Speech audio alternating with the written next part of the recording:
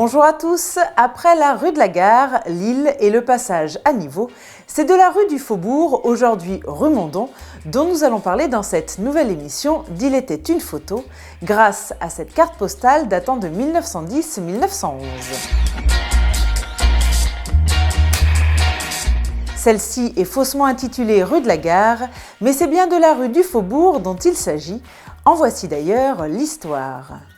Au XVIIIe siècle, avec la paix enfin établie, de nombreuses constructions s'étaient élevées en contrebas du Bourg-Vigneron, le long du chemin menant jusqu'à la ferme-château des seigneurs Mageron et le moulin rétabli des moines de l'abbaye Saint-Paul située sur l'île.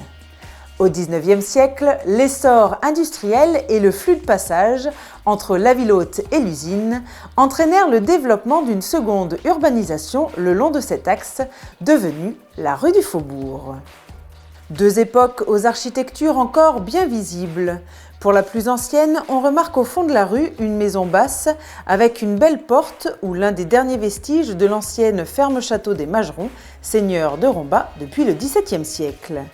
Pour la plus récente, on peut noter une urbanisation moderne et dense, opposant à gauche de beaux immeubles de rapport avec des magasins au rez-de-chaussée et des logements sur 2 étages, et à droite, 2 bâtiments dont un restaurant avec une salle de bal et une belle villa d'angle de facture classique construite en 1907 avec toiture à la mansarde et terrasse panoramique, balcon, oriel à toit en poivrière et à œil de bœuf et girouette.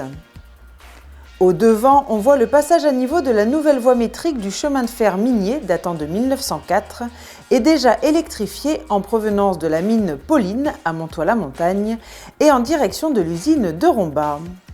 Tout à gauche, on distingue une lampe d'éclairage du passage à niveau alors que la ville s'éclaire encore au gaz et la sonnerie d'avertissement du passage des trains.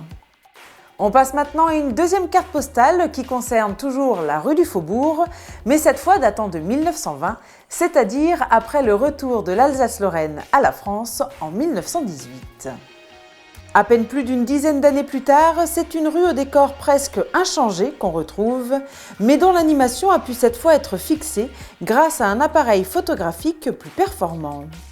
On constate également la présence d'un poteau électrique à structure métallique, d'autres poteaux électriques en bois pour l'éclairage public récemment installé, et la francisation des inscriptions murales qui ont un peu modifié le cadre.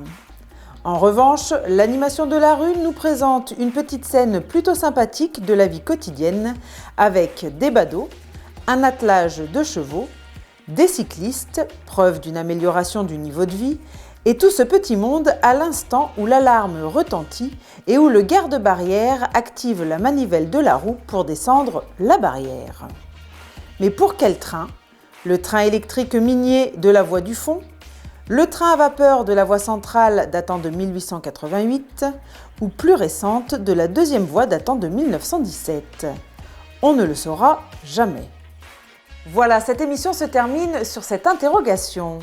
On vous donne rendez-vous dès la semaine prochaine pour un nouveau numéro d'Il était une photo où nous parlerons une dernière fois de la rue du Faubourg.